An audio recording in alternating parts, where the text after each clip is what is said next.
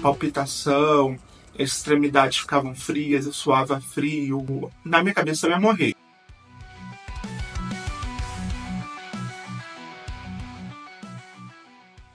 Os meus sintomas eram tremedeira, medo e suor.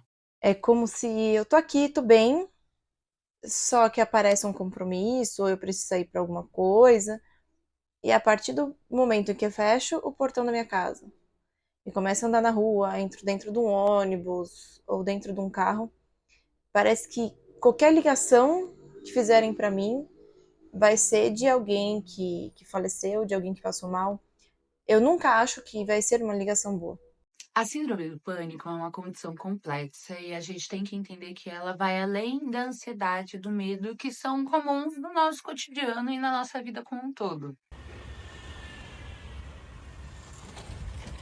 É dormir do lado da minha mãe e acordar de madrugada com medo de olhar para minha mãe e ter acontecido alguma coisa. É ir até o quarto do meu irmão para ver se ele está respirando. Então, a síndrome do pânico é sempre você esperando o pior. É você achar que vai acontecer alguma coisa dentro do ônibus e só você vai sofrer essa consequência. É você achar que você está dentro de um carro e só você vai sofrer o acidente. É ter medo de comer alguma coisa porque você viu uma matéria que aconteceu em outro acidente de que alguém faleceu porque comeu aquela comida e era a comida que você estava comendo. A crise de pânico, ela é diagnosticada quando a pessoa passa a ter crises de ansiedade recorrente e de forma imprevisível.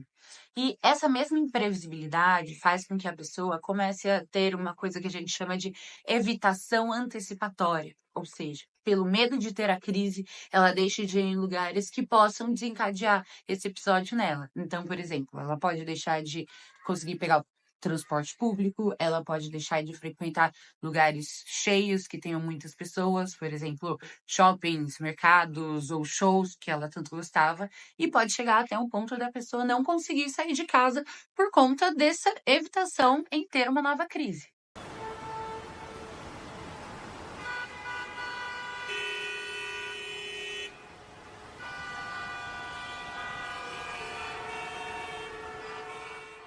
Para a gente conseguir entender o que caracteriza uma crise de pânico, é importante a gente falar sobre os seus principais sintomas. E dentre eles temos a aceleração dos batimentos cardíacos, uma sensação de falta de ar, tremores, sudorese intensa e também uma sensação de que algo muito ruim está prestes a acontecer. Então, uma morte ou uma perda de controle. Esses episódios, eles podem durar alguns minutos ali, a cerca de uma meia hora, mas o impacto emocional na vida do indivíduo vai muito além disso.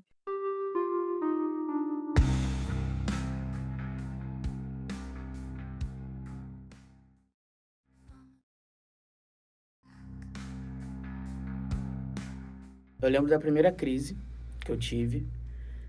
Tava na igreja, teve uma festa na igreja, onde foram muitas pessoas que não eram do meu convívio na época. E começou a me dar um nervoso, de eu querer sair, de querer ficar longe. Só passou quando eu cheguei em casa. Então essa crise durou mais ou menos uma hora, porque minha mãe achou que era porque eu, sei lá, rebeldia tardia. Então quando outras pessoas começaram a perceber que eu não estava bem, que minha mãe acreditou em mim. Minha primeira crise de síndrome do pânico foi em 2001. Eu tinha 19 anos, trabalhava numa seguradora, diretamente com seguros de automóveis. O meu chefe, na época, foi assassinado debaixo do viaduto Paulo Fontaine. Eu me lembro que isso foi um dos gatilhos, né? Minha primeira crise, eu me lembro que foi na frente dos Correios, aqui na Ilha do Governador, onde eu moro. E eu não conseguia sair dali da frente, encostei na parede, eu chorava muito. Tinha sintomas físicos muito fortes, né? Na minha cabeça eu ia morrer. Um dia que eu vou dormir, eu falo, não, amanhã eu vou levantar, vou fazer isso, vou fazer aquilo, quero mudar o mundo. Eu acordo e a síndrome do pânico tá ali. Ela não sai de você.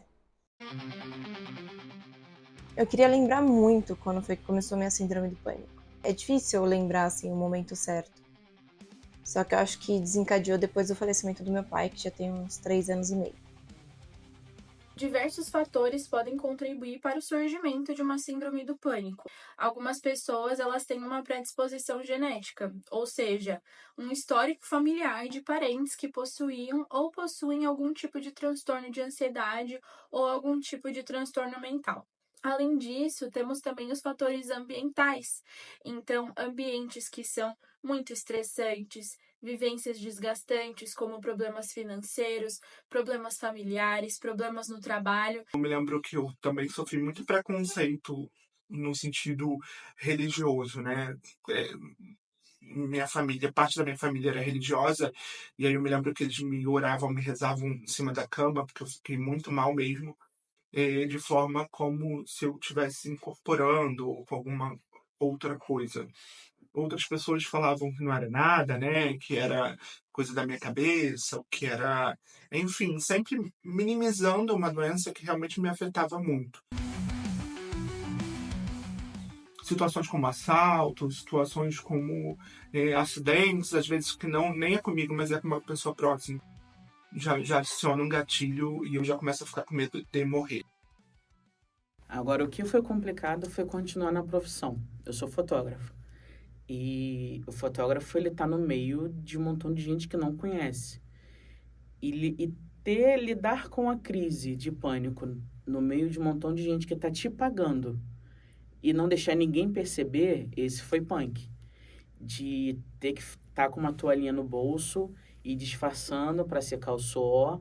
A tremedeira pro foco da foto era complicada, tinha que travar o braço no corpo para não perder foco de foto. Lidar com essa questão de aprender a lidar com a síndrome do pânico e trabalhar foi difícil. Então, assim, eu tento sempre controlar, né? Controlar evitando me expor, né, algumas situações e controlar através de exercícios de respiração quando eu não tenho opção. Então, o conselho que eu dou muito é para que as pessoas procurem profissionais, procurem esclarecer sobre o problema, se conhecer. Eu acho que conhecer o corpo, conhecer, né, o que te leva a uma crise é muito importante. Eu acho que é muito particular de cada um. A pessoa que passa pela síndrome do pânico e que tem crises de ansiedade recorrentes deve saber que tem tratamento. E o tratamento é uma combinação de intervenções tanto psicoterápicas quanto medicamentosas. E pode até haver uma mudança de estilo de vida, por exemplo. Então, as práticas psicoterápicas, elas vão se basear muitas vezes na terapia cognitivo-comportamental, em que vão ser desenvolvidas estratégias de enfrentamento ou estratégias para um alívio daquela crise que está acontecendo. Agora, na parte medicamentosa, pode ser que a pessoa precise realmente, por um tempo, fazer esse tratamento. E é muito importante para que a gente consiga controlar as crises e para que a psicoterapia consiga também ter uma boa funcionalidade. É preciso relembrar que, por mais que hajam várias estratégias de abordagem, elas combinadas ficam muito melhor e muito mais efetivas.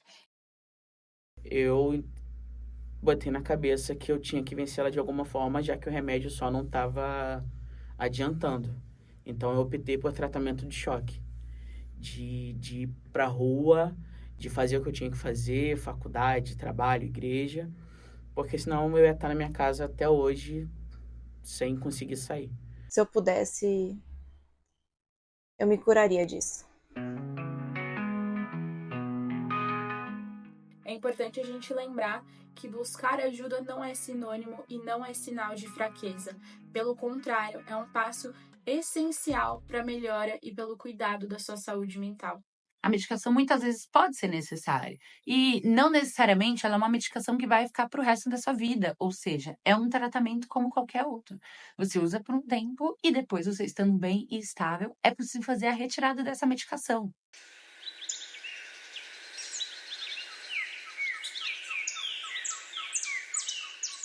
Naquela época eu recebi um tratamento clínico com remédio depois que eu fui diagnosticado com um psiquiatra.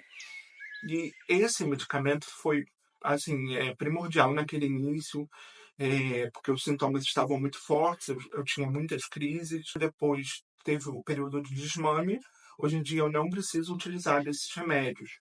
Hoje em dia eu controlo as crises de síndrome do pânico com exercícios de respiração, meditação.